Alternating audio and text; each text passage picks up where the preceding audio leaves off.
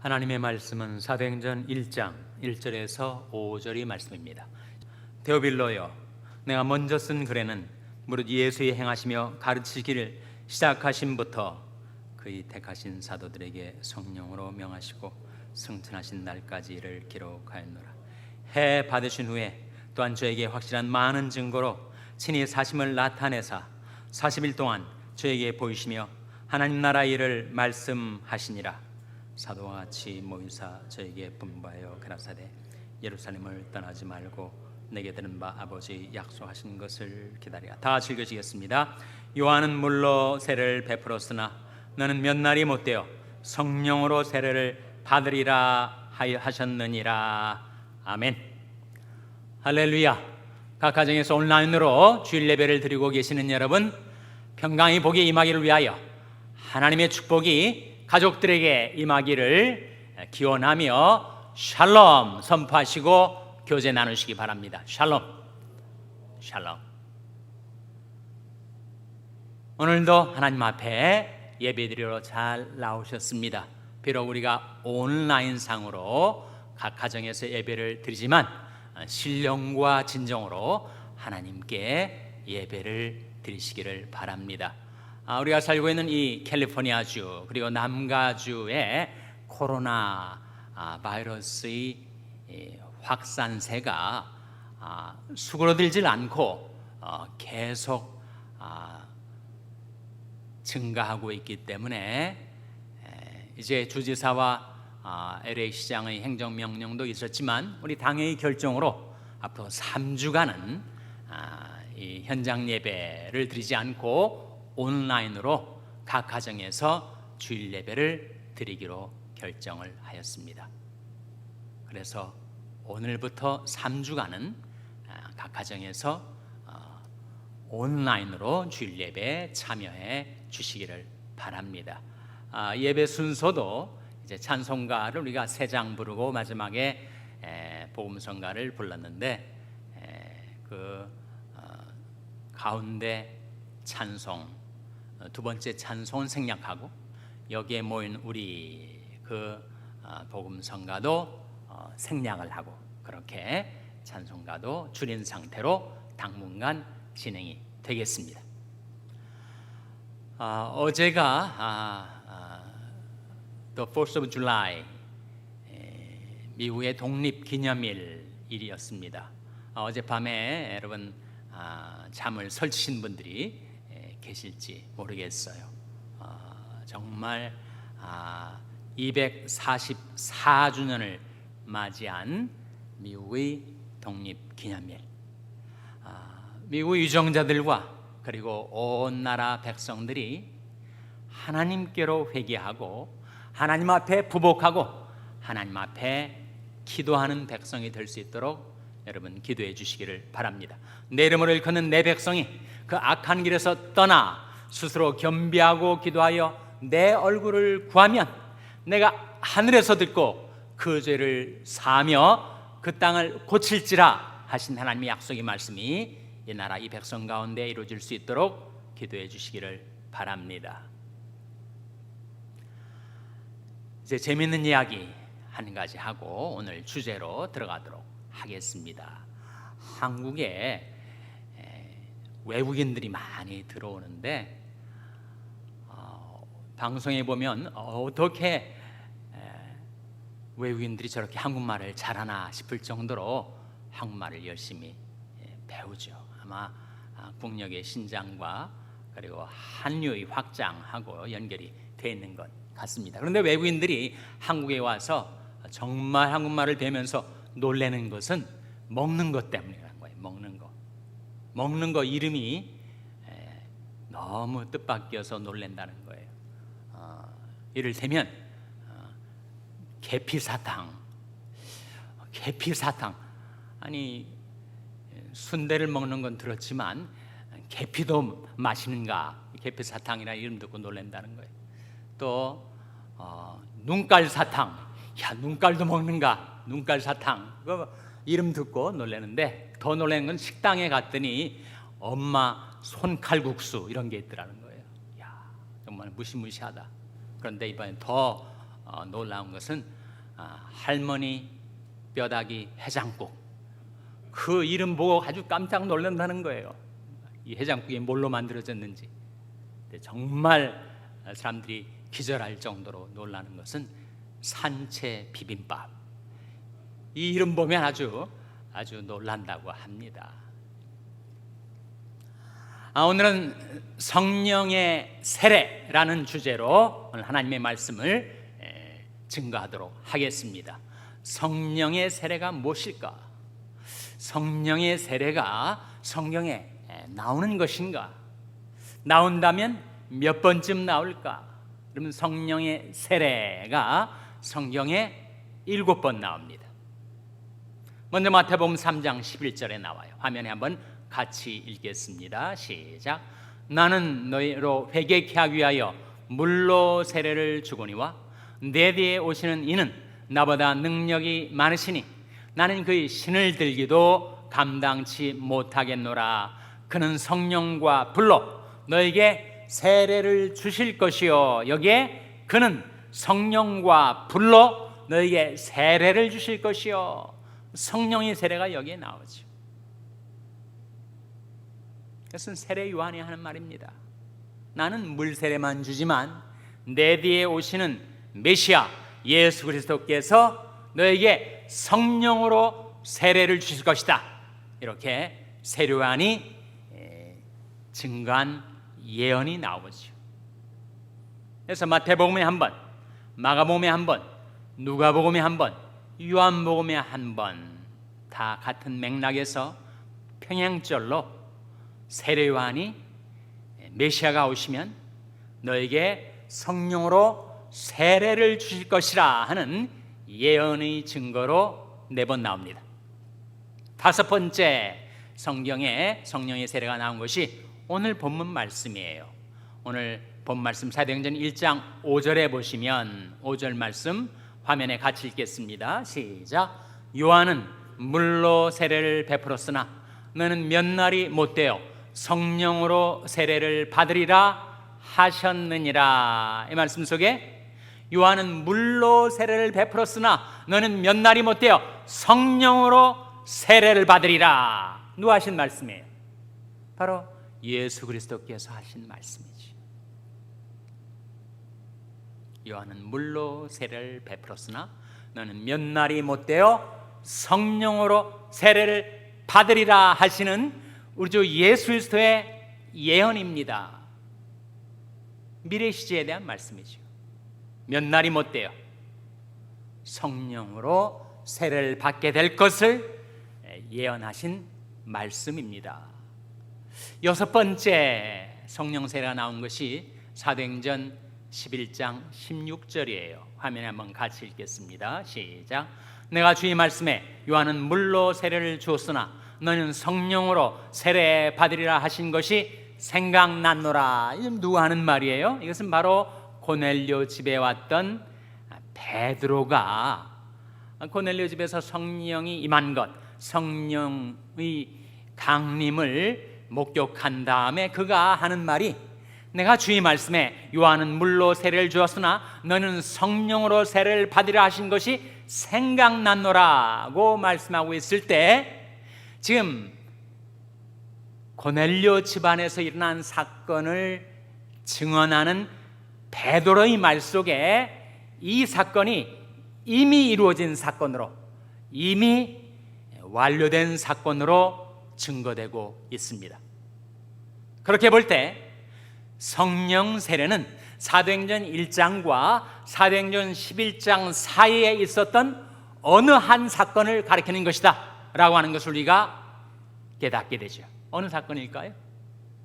사도행전 1장과 사도행전 11장 사이에 어떤 획기적인 사건이 있었는데 그것이 바로 성령이 강림하시고 사람들이 성령으로 세례를 받게 된 사건이다 라고 했을 때 그 사건이 뭐겠어요? 바로 사도행전 2장에 나온 오순절 사건 아닙니까?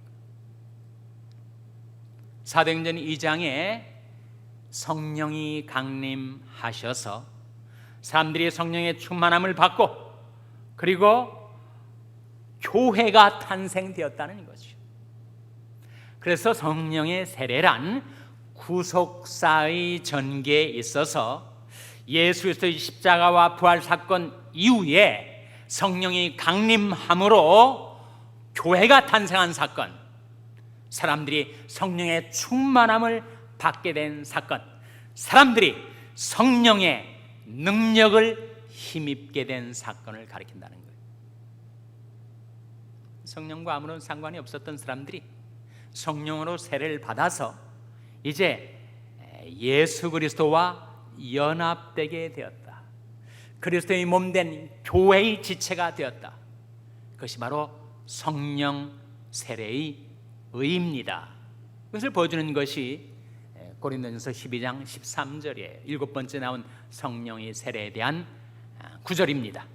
같이 읽겠습니다. 화면에 시작. 우리가 유대인이나 헬라인이나 종이나 자유자나 다 한 성령으로 세례를 받아 한 몸이 되었고 또 다 한 성령을 마시게 하셨느니라. 이 말씀 속에 다 한 성령으로 세례를 받아 하는 말씀이 나오죠.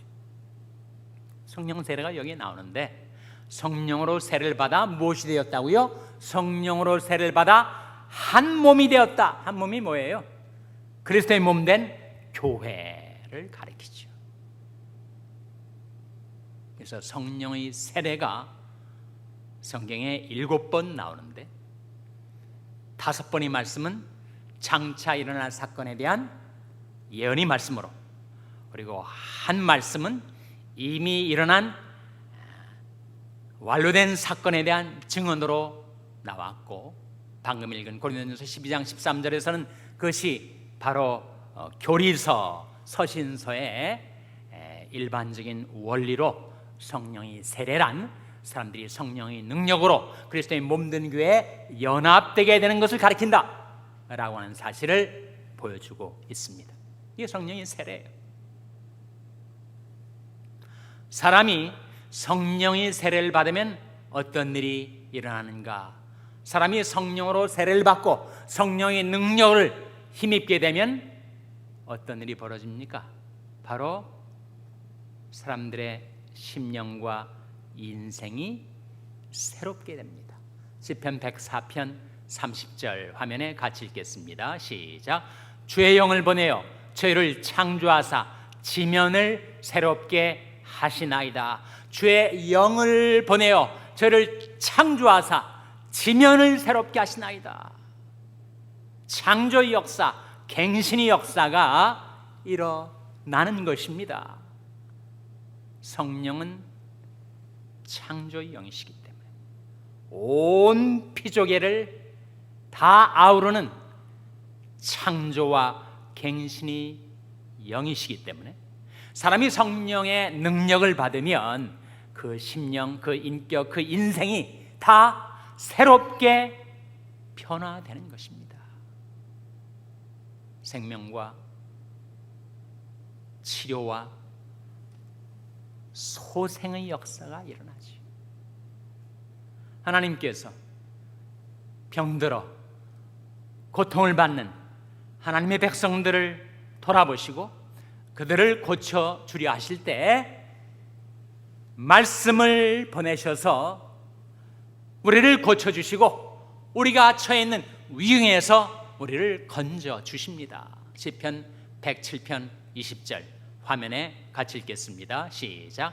저가 그 말씀을 보내어 저희를 고치사 위경에서 건지시는도다. 하나님께서 하나님의 말씀을 보내시고 성령을 보내시고 성령과 말씀은 하나이시기 때문에 살리는 것은 영이니 육은 무익하니라. 내가 너에게 이른 말이 영이요 생명이라 하신 말씀대로 하나님께서 마음에도 병이 들고 몸에도 병이 들어 전전긍긍하며 살아가는 하나님 백성들을 위하여 말씀을 보내실 때 어떻게 되는가? 그 말씀으로, 그 성령으로 우리를 고쳐주시고 위경에서 우리를 건져주십니다.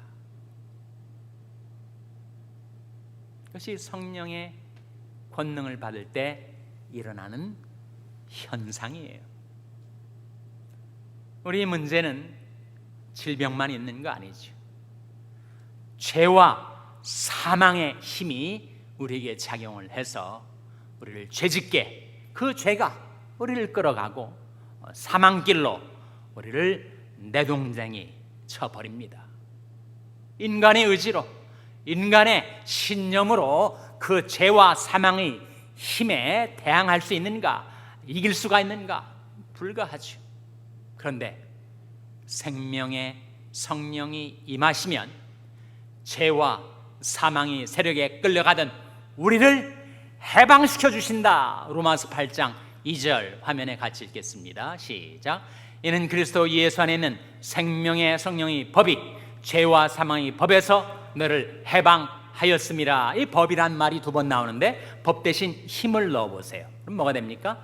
이는 그리스도 예수 안에 있는 생명의 성령의 힘이 죄와 사망의 힘에서 너를 해방하였습니다. 사람은 누구나 죄의 힘에 끌려갑니다. 사망의 힘에 끌려가요.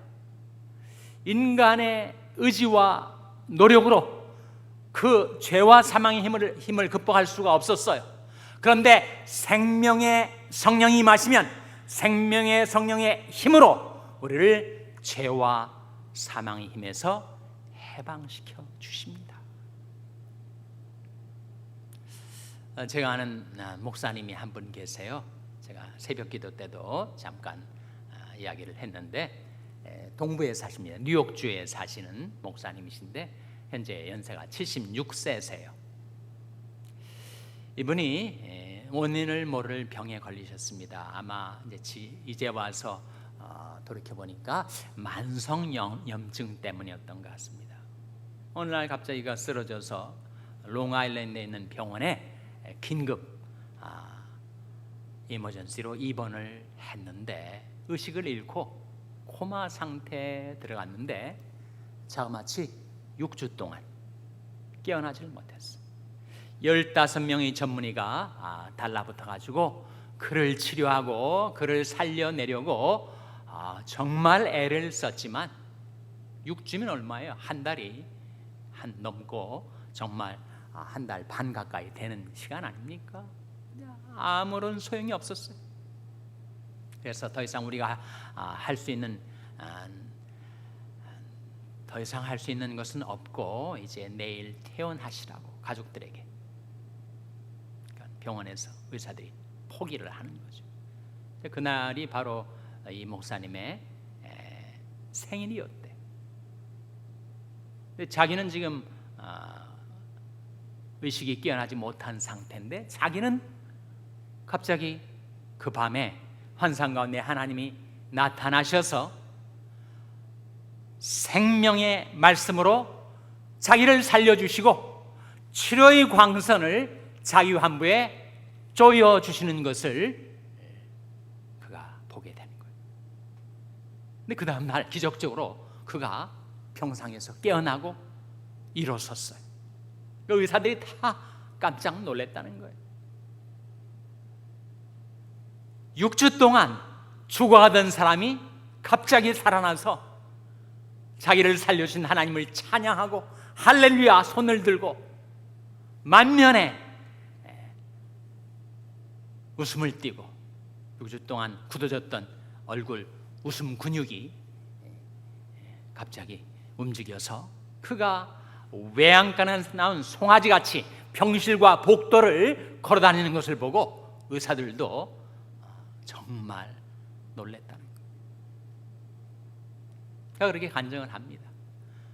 자기가 그야말로 현대의학이 포기할 절망적인 상태에 있었는데 하나님이 자기를 찾아오셔서 생명의 말씀으로 자기를 고쳐주셨고 그리고 치료하는 광선으로 자기를 치료해 주셨다. 너무 기쁘고 그래서 그가 옴짝달싹 못하던 그의 두 팔을 들어서 할렐루야 하나님을 찬양하고 너무 기뻐서 그렇게 기도하고 찬송하고 그리고 성경 읽고 노래하고 그런 놀라운 치료의 기적을 경험하게 하셨다고 합니다. 제가 아는 분이에요. 제가 섬기던 교회 오래전에 교육 목사로 계시던 분이, 그분이 자기에게 하나님이 이렇게 성령을 보내셔서 자기를 살려주시고 자기를 치료해 주시고 자기를 소생케 해주시고, 연세가 76세인데 건강하게 사모님과 최근에 금혼식 50주년을 지나고 하나님의 그 놀라운 생명의 역사, 그 기적적인 치료를 경험하고 그 은혜에 늘 감사하며 기뻐하며 지금도 말씀 사역을 하고 있는 목사님. 제가 지난 주간에도 전화 통화를 하면서 정말 이건 놀라운 하나님의 성령의 역사다, 이렇게 서로 이야기를 나누며 하나님께 감사를 드렸었습니다. 요한복음 7장에 보면 예수님께서 이렇게 말씀하십니다. 명절 끝날, 곧 큰날에 예수께서 서서 외쳐 가라사대 누구든지 목마르거든 내게로 와서 마시라. 나를 믿는 자는 성경의 이름과 같이 그 배에서 생수의 강이 흘러나리라 하시니, 이는 그를 믿는 자의 받을 성령을 가리켜 말씀하신 것이라. 저와 여러분에게도 하나님께서 성령을 임하게 하시고 성령의 능력을 부어주셔서 우리를 소생시켜 주시고 우리를 치료하여 주시고 우리를 갱신하여 주시고 그리스도와 연합된 자로서 오직 하나님만을 경배하며 섬기며 따르는 여러분 되시기를 주님의 이름으로 축원합니다. 기도하시겠습니다. 하나님 아버지,